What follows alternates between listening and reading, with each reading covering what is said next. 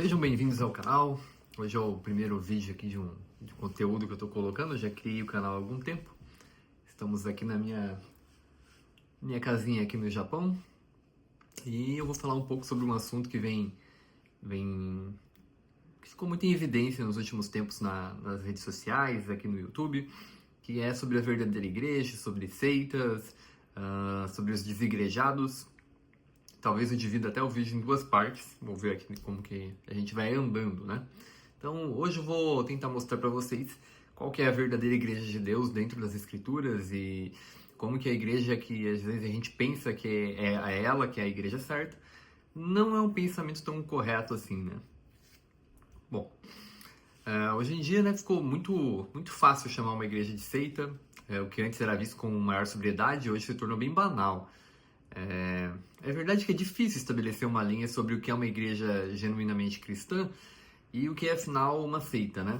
Afinal, cada um de nós frequenta uma igreja e a gente tende a colocar na nossa igreja as características de uma igreja verdadeira. E como as outras igrejas vão ser diferentes, por consequência, a gente acaba chamando as outras de seitas e não é assim que deveria funcionar, né? A gente devia, assim, centrar o que é uma igreja genuína, uma igreja genuinamente cristã, talvez assim com que talvez as solas da reforma falam, né?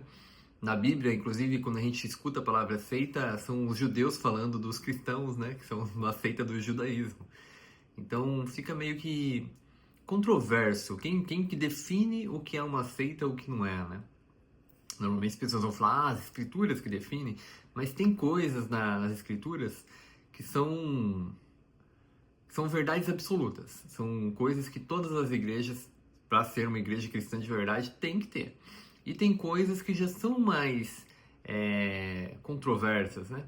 Que dá pra gente dialogar. Eu diria assim que tudo que está na palavra de Deus, tudo que tem na Bíblia, é inspirado por Deus e é a palavra de Deus. Mas nem tudo Deus revelou. Tem coisas que Deus deixou para nós como um mistério mesmo. Então, às vezes, a gente entra em discussões de, sei lá, calvinismo, arminianismo, coisas que até a nossa noção de realidade não é muito fácil de entender essas questões, né? Vamos lá, eu coloquei alguns pontos aqui. Bom, a princípio eu deixaria assim como uma igreja verdadeiramente cristã, as que seguem os 5 solas da reforma mesmo, né? Eu não vou tentar falar em latim, não, senão vou me complicar todo, então vou falar em português, né? Somente a fé, ou seja, a justificação é somente pela fé. A gente não pode acreditar que existe justificação em outro motivo. O sola mais famoso de todos, que é a sola escritura, falei que nem ia falar o latim, acabou saindo aqui, né? Até porque o sola escritura é o mais polêmico dos solas. Eu vou até falar o porquê, né? Que é somente a escritura, né? Então, somente a Bíblia é a nossa única guia de fé e de prática. Por que eu falei que é um pouquinho polêmico? Normalmente, quem vai acusar uma outra igreja de seita vai falar, eles não guardam o sábado, e o sábado está na Bíblia, então é só a escritura, né? Mas eles não usam o véu está na Bíblia, então só a escritura. Mas não é assim que funciona, né? Tudo que está na Bíblia é a nossa guia de fé e conduta, mas tem coisas na Bíblia que são motivos de debate, né? Que a gente pode aceitar que o nosso irmão não entende da mesma maneira que a gente, e ainda assim não deixa de ser nosso irmão. Somente Cristo, né? Ou seja, esse é um ponto bem interessante também. Somente Jesus Cristo é o mediador entre nós e Deus. Então, a gente tem uma ligação direta com o Pai por meio de Jesus Cristo. Não precisa passar por nenhum pastor, nenhum ancião, nenhum presbítero. A ligação é direta entre o crente e Deus somente por Cristo, né? Somente a graça, a salvação é somente pela graça, mediante a fé, né? do sola fide. Isso também é interessante, né? Às vezes, algumas igrejas até confessam o sola gratia, mas não vivem isso de verdade, né? Tem até uma polêmicazinha com os arminianos, de que não seria somente a graça, porque teria que ter uma atitude, mas, em via de regra, isso não cabe também, viu? É uma acusação, assim, que os calvinistas mais tradicionais, os grandes calvinistas, não vão fazer contra os arminianos. E, no geral, grandes calvinistas consideram os arminianos irmãos e grandes arminianos consideram os calvinistas irmãos. Essa briga toda está se dando mais com neo-calvinistas e neo-arminianos, né? Um povo mais aguerrido aí da internet, do YouTube, que resolveu separar uma igreja da outra, né? E, na verdade, esse é o principal conceito de seita, né? Se separar.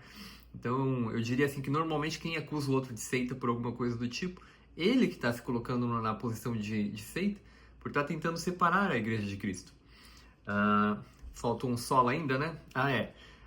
Glória somente a Deus. Isso aqui também é bem interessante. Acho que nenhuma igreja discorda desses 5 solas, por isso que eu coloco eles como os pontos centrais da fé de uma igreja cristã. Só que alguns, apesar, como eu falei do sola gratia, né? O glória somente a Deus também, às vezes está sendo levado de uma maneira diferente, né? Tem muita gente, hoje em dia, né? Com esse mundo gospel muito popular, assim, né? E o pessoal ganhou muita fama. Às vezes as pessoas estão ganhando glória ao invés de Deus, né? Estão colocando alguém como se fosse um bezerro de ouro, né? Eu acho muito difícil alguém negar essas 5 solas, mesmo um que não seja um cristão reformado, né? Então acho que essa é uma linha boa para se traçar de uma verdadeira igreja cristã. Esses seriam os pontos centrais, né? Mas hoje em dia pontos menos centrais da fé vão ganhando muita força nas redes sociais, né? Se usa o véu, se não usa, se tem pastor, presbítero, ancião, algumas coisas até as pessoas nem percebem que na tradução original da Bíblia a palavra significa exatamente a mesma. Então, estão brigando por coisas iguais, né? Se toca hinos, louvores, se tem dízimo, coleta, se tem ensino bíblico ou não, se batiza de um jeito ou de outro, se vivencia o dom de línguas ou não. Tudo isso vem tomando conta do debate acerca do que é uma igreja cristã ou uma seita. E os argumentos, muitas vezes, são embasados na Bíblia, né? Igual eu falei, o véu tem na Bíblia? Tem na Bíblia mesmo, realmente está escrito lá. A minha igreja, inclusive, o pessoal usa véu. Mas se a gente vê as irmãs de outras igrejas que não usam véu, não tem como falar que as igrejas são uma seita por isso, porque não é a base da fé cristã, né? Mas o que é correto, né? Realmente estamos certos em limitar a igreja de Cristo à nossa própria igreja? A verdade é que a igreja de Cristo nunca foi uma igreja física. A única e verdadeira igreja de Cristo é a união de todos que confessam seu nome. Ou seja, é uma união não física, mas espiritual, que temos com todos os que estão em Cristo. Ficou tão simples chegar na internet e gritar muito a igreja é uma seita que não percebemos que estamos facilitando o trabalho do nosso adversário. Se a união dos crentes é a igreja, a quem interessa a desunião dos crentes? Ao inimigo, né? É ele que quer isso. Vamos analisar, por exemplo, uma igreja. Eu não vou citar o nome não, mas vocês vão perceber, tá? Vamos analisar uma igreja aqui e vamos ver se ela é seita ou não. A igreja analisada, eu não vou revelar o nome, mas vou citar algumas características. Ela é uma igreja dividida, tem imoralidades, não tem disciplina. E aí, o que vocês acham? E é uma seita ou não é? Provavelmente as pessoas vão acabar falando, principalmente por causa das imoralidades, né? Isso daí é coisa de seita, não é uma igreja correta. Bom, seria uma seita essa igreja?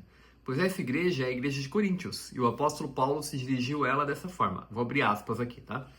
A igreja de Deus que está em Corinto, aos santificados em Cristo Jesus, chamados santos, com todos os que em todo lugar invocam o nome de nosso Senhor Jesus Cristo, Senhor deles e nosso. Olha como Paulo se refere à igreja que está em Corinto, sendo uma igreja com todos esses problemas graves, hein? Está em 1 Coríntios 1, 2. É evidente, né, que os pecados cometidos em Corinto deviam ser sanados, e por isso Paulo os exorta em todo o livro. Mas diante de uma situação dessas, ele trata a igreja como igreja de Deus. Porque, assim, para nós se tornou tão fácil chamar a outra igreja de seita, ao invés de orar e exortar sobre a verdade, né? Então, às vezes a gente vê algum, principalmente quando é coisa central à fé, tá? Vê algum erro, assim, na igreja, e a gente tem que tentar exortar, tentar mostrar a verdade. E às vezes são coisas que não são centrais à fé. Como eu falei assim, de ora em pé ou ora ajoelhado, por exemplo. Não é algo central à fé. E a gente já critica, né? Já chama de seita. Não pode isso, não pode aquilo. Estão usando véu, véu é costume, usa costume. Isso tudo, ou não usa o véu, então tá fora da Bíblia. Isso tudo não são coisas centrais à fé. E igrejas, todas as igrejas da Bíblia, inclusive isso, né? Todas as igrejas cometeram erros terríveis. E ainda assim elas são chamadas de igrejas e não de seitas. Porque o objetivo principal da igreja, né, o que liga a igreja, é Jesus Cristo. É isso que a gente tem que ter em mente. Eu acredito que algumas das pessoas que falam assim, né, dessa maneira, principalmente aqui na internet, foram tomadas até por um zelo das coisas de Deus, né, e se deixaram até às vezes embebedar pela ira, buscando orientar todas as denominações segundo a sua própria razão. E não é assim que funciona. Se a gente pensar certas discussões, por exemplo, o calvinismo e o arminianismo, uma discussão que já está aí há muitos anos, há séculos, eu diria, e pessoas, com todo respeito, pessoas maiores que nós, com mais saber, com mais instrução, inclusive melhores cristãos do que nós, não chegaram numa conclusão sobre isso. E às vezes uma pessoa pega uma câmera assim e já começa a gritar aos 7 ventos que ele descobriu algo que muitas pessoas durante séculos não conseguiram chegar numa conclusão. Então eu acho que é um pouco de vaidade até das pessoas e arrogância. A gente tem que entender que nem tudo na Bíblia vai ter lógica pra gente. Tem coisa que é mistério de Deus. E às vezes, a gente já está acostumado a aceitar alguns mistérios da Bíblia e mesmo assim a gente parece que outros a gente não quer aceitar de jeito nenhum. Fica achando que não pode ter tensões na Bíblia, né? A gente vai falar que são contradições, mas não são tensões. Por exemplo, a Trindade. Jesus é Deus, o Pai é Deus, o Espírito Santo é Deus. Jesus não é o Pai, o Espírito Santo não é o Pai, o Espírito Santo não é Jesus, Jesus não é o Espírito Santo. Tem uma lógica isso? Não existe lógica nisso, não tem lógica nenhuma. Eu sou da área de exatas, eu procuro lógica em tudo mesmo. Cada segundo que eu estou vivendo, eu estou procurando lógica. Eu tenho uma mente bem exata, né? Eu tenho formação em engenharia civil. Mas quando eu chego num ponto desse, diante da Bíblia, algo que não tem lógica para nós humanos, e não adianta alguém tentar explicar que tem alguma lógica, porque a gente sabe que a conta não fecha, né? A Trindade é uma conta que não fecha. O que a gente faz com isso? A gente nega e fala que é ilógico, que é uma contradição? Não. A gente aceita e descansa no Senhor. Porque a gente sabe que tem coisas que a nossa mente humana nunca vai ser capaz de alcançar, até que chegue o dia que Deus vai se revelar totalmente para nós, né? Também acredito que tem uma parte das pessoas que às vezes chama outra igreja de seita, principalmente assim, quando se trata de igrejas grandes, né? Porque é muito mais fácil atacar uma igreja grande do que uma igreja menor. Uma igreja menor, às vezes você não conhece as doutrinas, às vezes nem tem nada escrito, enquanto uma igreja grande sempre vai ter bem estabelecidos os pontos de fé. E também tem muita gente que, vamos ser sinceros, são pescadores de aquário, né? O pessoal quer converter pessoas de igrejas para sua própria igreja, para crescer a sua própria igreja. O que não tem sentido nenhum, né? O chamado que todos temos, todos, tá? Esse negócio de, não tenho dom de evangelizar, isso daí é balela. Todo mundo tem que ter isso, né? Tentar trazer pessoas do mundo para a igreja. Qualquer igreja. Quando eu falo de Jesus para qualquer pessoa, eu não quero que ela venha para CCB. Eu quero que ela venha a Cristo. Se for na CCB, legal, vai estar lá perto de mim. Se for para Batista, para Presbiteriana, para Assembleia, tanto faz. Isso é irrelevante. Então, quando uma pessoa tem 3 casos, né? Quando uma pessoa deixa uma igreja para vir para outra igreja, se vier para a igreja que a gente se sente bem porque está próximo a nós, mas não tem muita relevância. É um salvo que continua salvo. Não mudou, só mudou a posição geográfica da pessoa, mas não mudou a condição da pessoa. Agora a gente tem que comemorar quando uma pessoa vem do mundo para uma igreja. Isso sim mudou a condição da pessoa. Era um perdido que passou a ser um salvo. E tem o terceiro caso, infelizmente, né, de alguém que deixa a igreja. Deixou minha igreja, foi para outra igreja, que triste. Não mudou nada. Não mudou nada, só mudou, como eu disse, a posição geográfica. Agora, quando deixa a igreja para ir para o mundo, isso sim é o terceiro caso. Que é uma pessoa salva que se perdeu. Ou que ficou mais fraco, quem sabe, né? E volte para a igreja. Aí a gente também já entra nas pessoas que acham que um salvo nunca se perde, né? No calvinismo. Lá depois no outro vídeo a gente comenta um pouquinho mais sobre isso. Mas são os 3 casos que nós temos, né? Com certeza até os calvinistas, quando alguém deixa a igreja, ficam tristes, né? Por mais que eles acreditem na determinação de tudo. Também acontece bastante que as denominações estão se colocando maiores do que Cristo. Já previsto inclusive na Escritura, né? Vejamos, porque dizendo Paulo falando, né? Eu sou de Paulo e o outro sou de Apolo, porventura não sois carnais? Pois quem é Paulo e quem é Apolo, senão ministros pelas quais crestes e conforme o Senhor deu a cada um? Diante do texto, a gente percebe a preocupação de Paulo com as dissensões na igreja de Corinto. Não conseguimos ver isso hoje em dia. Sou calvinista, sou arminiano, sou assembleano, sou da CCB. É muito parecido, né? Não tem como negar a similaridade do texto bíblico com o que a gente vem vivendo aqui no mundo, principalmente no nosso país, no Brasil, né? Não tenho certeza como acontece nos outros países. quando isso é irrelevante, né? Também acontece muito das pessoas começarem a negar a religião, né? Todo mundo falando, eu não sou religioso, eu sou cristão, mas eu não sou religioso. Mas que baboseira é essa, né? Não dá pra ter outra palavra pra isso que não seja baboseira. Se você é cristão, você é religioso. É a sua religião, é cristão, é cristianismo. Religião é se ligar, né? O Cristo nos ligou de novo a Deus. Então, você tem uma religião e você não pode ter vergonha de falar isso. Eu sou cristão, eu tenho uma religião. Tem que parar com esse negócio de não denominacional. Nem existe isso, né? Eu vou depois explicar como isso é uma grande de uma bobeira, como isso nunca existiu, inclusive, tá? Nunca existiu. Mas na antiguidade as primeiras igrejas não tinham nome, as igrejas. Como que não tinham nome? O nome é para indicar aonde é a igreja, não, é para identificar um local. A igreja de Corinto. Que igreja que é essa? De Corinto, ué. Ela tem que ter um nome. Então, não é questão de ter o CNPJ, que temos que ter também, porque é a lei do país, a gente tem que seguir. Mas isso de achar que não, é uma igreja não denominacional. Legal, né? Você tá numa igreja não denominacional? Tô. Aonde que é essa igreja? É na casa do João. Então a gente vai lá na igreja da casa do João. Pronto. Deu um nome para a igreja já. Você percebe como isso não existe? Essa aqui é a igreja não denominacional. Qual é o nome da igreja? Igreja não denominacional. Não existe isso. Tem que ter um nome para indicar, para facilitar as pessoas encontrarem o local. Você encontra uma pessoa na rua, você fala, vamos lá para minha igreja que não tem nome. É a igreja que não tem nome. Ela cria um nome. É impossível você chamar algum lugar sem colocar um nome nesse lugar. Não tem o que fazer. Vamos ver mais uma coisa. Aí a gente entra naquela questão, mas então toda igreja que professa Cristo é cristã? Não existem seitas de verdade? Na verdade, essa linha, como disse Paulo, né? Todos os que em todo lugar invocam o nome de nosso Senhor Jesus Cristo. Eu acho que basicamente é isso, tá? Então, toda igreja que invoca Jesus Cristo é uma igreja cristã? Bom, eu não vejo outra linha que não seja essa na Bíblia. A única coisa que eu colocaria, que eu acrescentaria, mas isso já seria de teologia, né? A gente já teria que entender assim, mas são coisas muito centrais da fé, muito difícil de tirar. São 5 solas da Reforma mesmo. Então eu só colocaria isso. Não existe um cristão que negue algo das 5 solas da Reforma. Acredito que em todas as igrejas evangélicas tem partes do corpo, né? Membros da Igreja Invisível de Cristo. Algumas lideranças podem até não ser cristãs. Tem muito líder que só está lá pelo dinheiro, por interesse, por poder, mas isso não muda o fato em si da igreja vivenciar o Espírito Santo. Então tem vários exemplos de igrejas que são que os líderes são completamente perdidos mesmo e só estão lá pelo dinheiro. Mas as pessoas que estão na igreja, a igreja é a união dos crentes. Então as pessoas que estão lá dentro, não tem como negar que eles são nossos irmãos só porque eles estão numa igreja que o líder não é nosso irmão. Não existe cabimento pensar uma coisa dessa.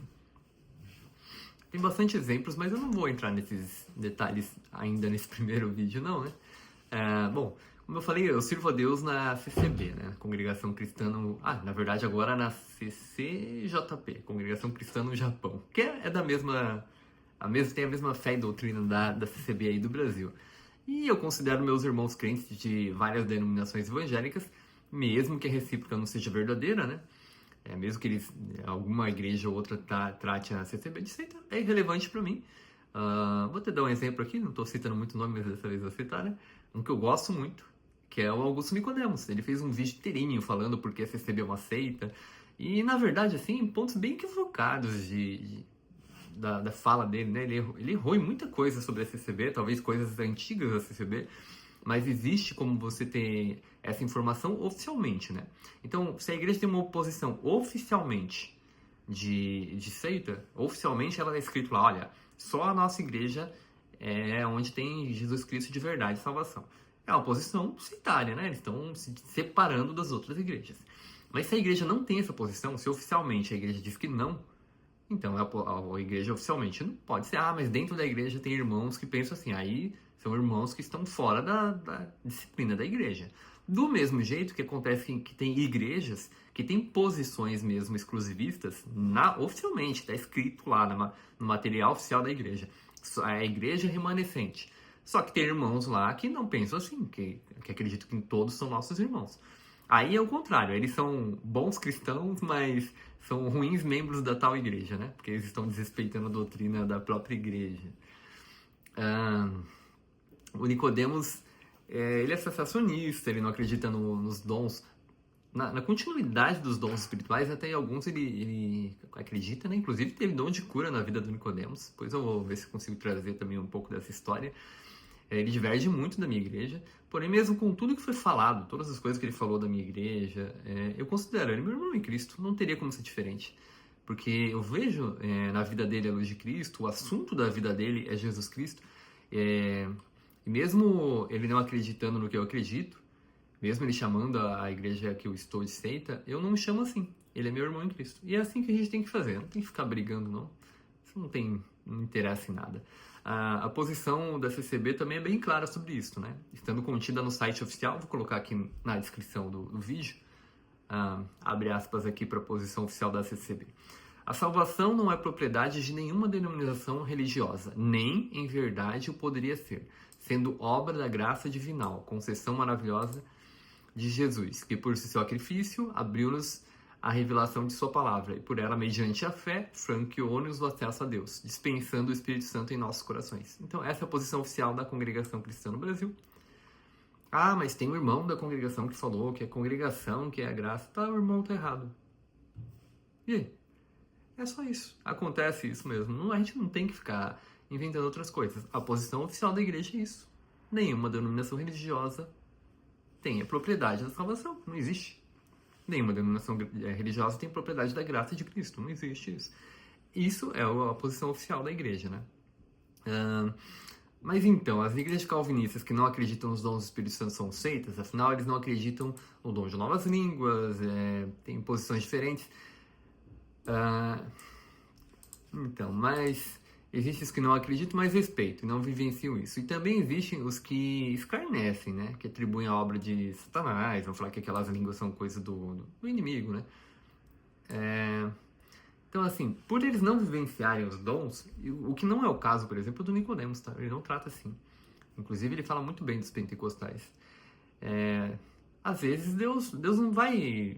Deus vai agir diferente na vida de cada um do jeito que ele quiser. Tem gente que... Inclusive, o Nicodemos, como eu falei, ele viu um milagre de cura na vida dele. E tem gente que nunca vai ver a vida inteira.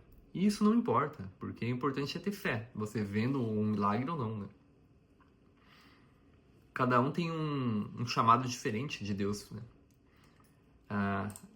Acho que está em Coríntios também, 1 Coríntios 12. A diversidade de ministério, mas o Senhor é o mesmo. Mas a manifestação do Espírito Santo é dada a cada um para o que for útil. Útil para quem? Para a glória de Deus. Então tem gente que tem, por exemplo, creio eu, né, que o Nicodemos tem um dom de doutor, né? Ele entende muito a palavra de Deus, se aprofundou muito porque o Espírito Santo quis que fosse assim. E ele faz isso para a glória de Deus. Tudo que ele ensina é para a glória de Deus. Ou, deixa eu ver aqui mais, o Iago Martins, o 2 anos de teologia, o Rodrigo Silva, que é da Adventista. Cada um, Deus atribuiu um dom para melhor servir a glória do próprio Deus.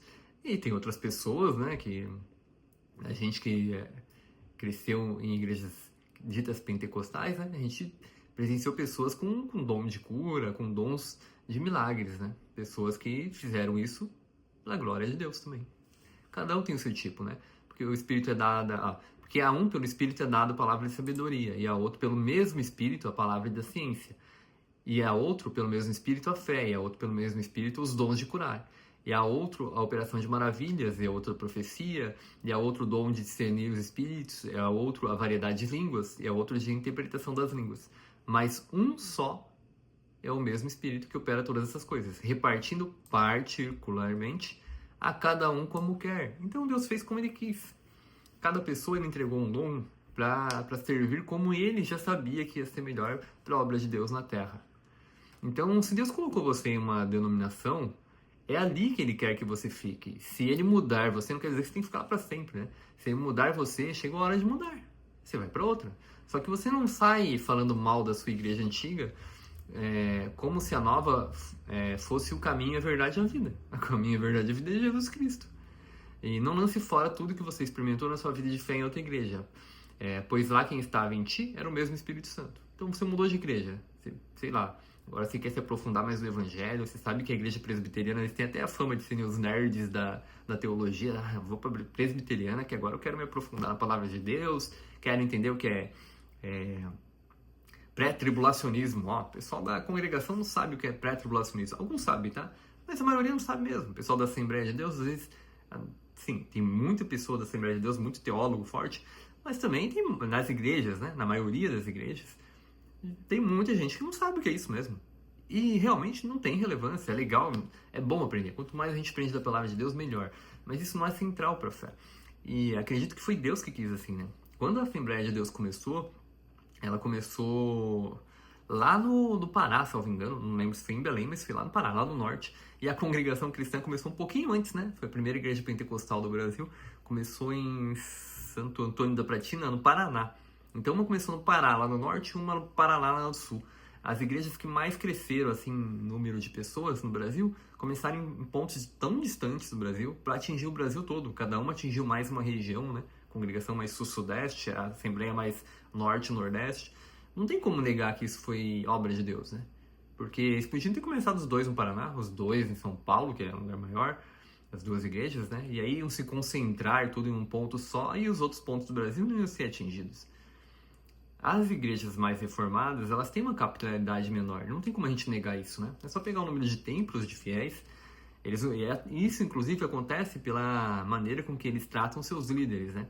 Como tem que ter muito estudo para ser lá um presbítero, perdoe eu se não estou acertando o termo, você é um pastor lá da presbiteriana, né? Então eles não conseguem formar tantos pastores assim, né? E também não conseguem levar a igreja para tantos lugares. E, em compensação, em contrapartida, a Assembleia de Deus e a congregação cristã conseguem atingir gente em tudo quanto é lugar. Com menos profundidade na Escritura? Com menos profundidade na Escritura. É verdade, não vou negar isso. Espero que isso mude, espero que isso mude. Espero de verdade. Mas eles atingem. E isso é importante, porque mais pessoas vão saber sobre Jesus Cristo. Ah, mas não tem evangelho. Ah, não tem como falar uma coisa dessa. Não tem como falar. Alguém já assistiu um culto da Assembleia e falar que não tem evangelho? Alguém já pegou um hinário da congregação? O culto da congregação é basicamente formado por a maior parte de hinos e orações.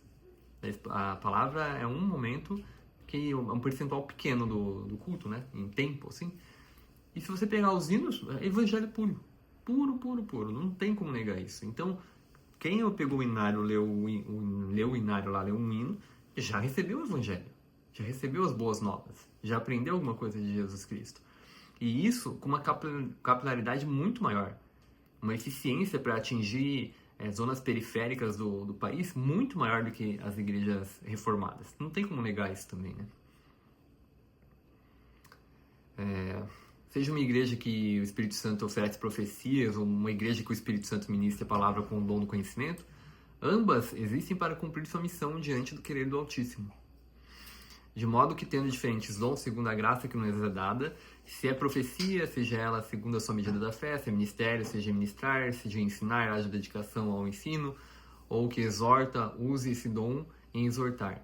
O que reparte, faça com liberdade, o que preside, com cuidado, e o que exercita misericórdia, com alegria. E assim cada um ande como Deus lhe repartiu, cada um como o Senhor o chamou. É o que ordeno em todas as igrejas. Então entendemos que a Igreja de Cristo é a união de todos os cristãos, sejam eles com dom de cura ou de ministrar, falar em línguas estranhas ou não. A Igreja tem variedade de dons e bom seria que todos entendêssemos isso ao invés de acreditar que a nossa Igreja é a única correta. Bom, vou encerrando o vídeo nesse último ponto, né? Então a Igreja é algo invisível e não físico, portanto existe a necessidade de igreja física. Tem também essa questão, né? Vem ganhando bastante espaço no meio cristão e formando os chamados desigrejados, né? Eu lembro que antigamente o pessoal evangélico brincava assim, católico é a maior igreja do Brasil ainda. Ainda não saiu o último dado do IBGE, tá bem atrasado inclusive, né? Talvez 25, talvez saia no ano que vem, né? Mas tá bem atrasado. Mas as pesquisas indicam, né, que os católicos vêm caindo ainda mais em número, mas ainda continuam como a maior igreja do Brasil, e o pessoal evangélico brincava, mas é muito católico de IBGE. Tem até um dado do próprio Vaticano, né, que fala que não sei quantos % de católicos não frequentam a missa nenhuma vez no ano. Ou seja, é um católico não praticante, né, o pessoal fala. Católico de IBGE, católico não praticante. A gente sempre viu os evangélicos brincando com isso. Hoje em dia está acontecendo com os evangélicos a mesma coisa. O evangélico não praticante, o evangélico de IBGE muitos evangélicos que não vão à igreja e acho que não tem problema nenhum, né? Tem os desigrejados, tem os não denominacionais, como eu já expliquei que não existe isso de não denominacional, né? Então fica aquela questão, né? É preciso ter uma igreja para servir a Deus, uma igreja física, já que a igreja é algo invisível, você precisa ter uma igreja. O termo igreja é só para a união das pessoas, tá? Pode ser uma cabana, pode ser uma casa, mas é preciso ter isso, é preciso ter uma instituição organizada para servir a Deus? A resposta é sim, precisamos estar reunidos. A Bíblia fala isso, né? Porque a Bíblia fala de diáconos, a Bíblia fala de presbíteros ou anciões, fala do dom de pastor. Então é necessário sim ter uma igreja. A Bíblia nos ensina que precisamos ter uma igreja com uma instituição, com toda uma estrutura, e não simplesmente cada um na sua casa serve a Deus do jeito que quer. E existe um monte de motivo para isso, né? O primeiro motivo é que é assim que é colocado na Bíblia. O segundo motivo é que a gente tem que ter o nosso amor por Deus confessado publicamente. Então a gente fica na nossa casa servindo a Deus, mostra para alguém que a gente é cristão? Não. Então nós não estamos confessando publicamente que somos servos de Deus. E o outro motivo é que qualquer um que foi tocado pela graça de Deus, e isso é inevitável. Se você fala que foi tocado pela graça de Deus, mas não sente isso, então você ainda não foi tocado profundamente pela graça de Deus. Porque é inevitável. Todo mundo que é tocado pela graça de Deus quer que isso aconteça com outras pessoas. Aí vem o segundo mandamento que Jesus nos deu, né? Amar uns aos outros, né? Por que isso é importante? Porque quando você é tocado pela graça, você entende que você foi salvo, que Cristo te salvou. E você quer isso para todo mundo. Não tem como você querer isso só para você. É impossível, porque você já tem o amor de Jesus Cristo dentro de você, então você quer que isso atinja outras pessoas. E aí você vai precisar de uma igreja, para você conseguir convidar as pessoas a Jesus Cristo, para as pessoas serem pastoreadas por outras pessoas. Veja bem, outras pessoas, não por um líder. Porque eu acredito nisso, acho que isso também está dentro da questão das solas da reforma, né? Que é o sacerdócio de todos os crentes, né? Eu acredito que todo mundo tem um dever. Todos nós temos o dever de pastorear as pessoas. Então, se você vai chamar alguém para a igreja, você vai ensinar para ela. Ah, o irmão já está na igreja lá há 30 anos. E você tem um conhecimento da Bíblia de alguma coisa que ele não tem. Você vai lá e ensina para ele. E ele vai te ensinar alguma coisa também. Essa é a razão de existir a igreja, né? Tem um filme bem recente, inclusive, A Forja. Tem eu não lembro se ele é um pastor, acho que nem é pastor, mas ele tem uma frase muito boa lá sobre isso, que a gente não tem que ser dreno, a gente tem que ser fonte. Então a gente não vai na igreja para buscar alguma coisa, para sentir alguma coisa, ou nem para buscar palavra, tá? Na minha igreja tem muito isso. A gente não vai na igreja para buscar palavra, tá errado. Se você vai para a igreja para buscar palavra, tá errado. Não vá por esse motivo. Você tem que ir na igreja para entregar. Então a gente vai na igreja para entregar a adoração a Deus, para entregar nosso louvor a Deus, para entregar os nossos testemunhos a Deus, para entregar o nosso amor aos nossos irmãos. Porque a gente vai na igreja para estar reunido, para incentivar o nosso irmão a caminhar na fé, para incentivar o nosso irmão a ler a Bíblia, para dar força para o nosso irmão. A gente tem que ir com a intenção de ser fonte. A gente vai para entregar, e não para receber nada de ninguém. A gente vai para entregar tudo aos pés do Senhor e não receber algo de Deus. É claro que na igreja a gente recebe, é evidente que a gente recebe, mas não pode ser a intenção do nosso coração. A intenção do nosso coração tem que ser de entrega. Então, seja uma fonte na sua igreja, não seja um dreno. Não vá na sua igreja para sugar algo de alguém, vá para entregar tudo que você puder. Deixa eu ver se tem mais algum ponto. Ah, tem inclusive na Bíblia também sobre essa parte de desigrejados, né? Diariamente perseveraram unânimes no templo, partiam pão de casa em casa e tomavam suas refeições com alegria e singeleza de coração, louvando a Deus e contando com a simpatia de todo o povo. Enquanto isso, acrescentava-lhes o Senhor dia a dia os que iam sendo salvos. Então a intenção é isso, né? De fazer a igreja crescer, a igreja invisível crescer, não a igreja visível, tá? Então, estou feliz se eu consigo levar alguém que estava no mundo para a igreja batista. Não tem problema nenhum, tá ótimo. O importante é a igreja invisível crescer, né?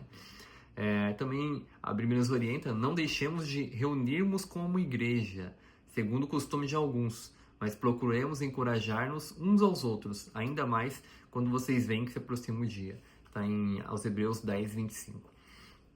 Toda a Bíblia mostra igrejas, né? Igrejas físicas, tá? A Bíblia inteira, o tempo todo, está nos mostrando igrejas físicas.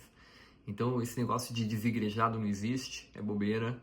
Não tem como você ser um bom cristão sendo desigrejado. Ah, mas eu não tô procurando, eu tô procurando uma igreja boa. Vou ter uma novidade para você, tá? Como é que é o nome daquele pastor que é engraçado? Cláudio Duarte, ó, minha esposa lembrou aqui. O pastor Cláudio Duarte é um pastor bem engraçado, mas ele falou algo que é incrível, é incrível.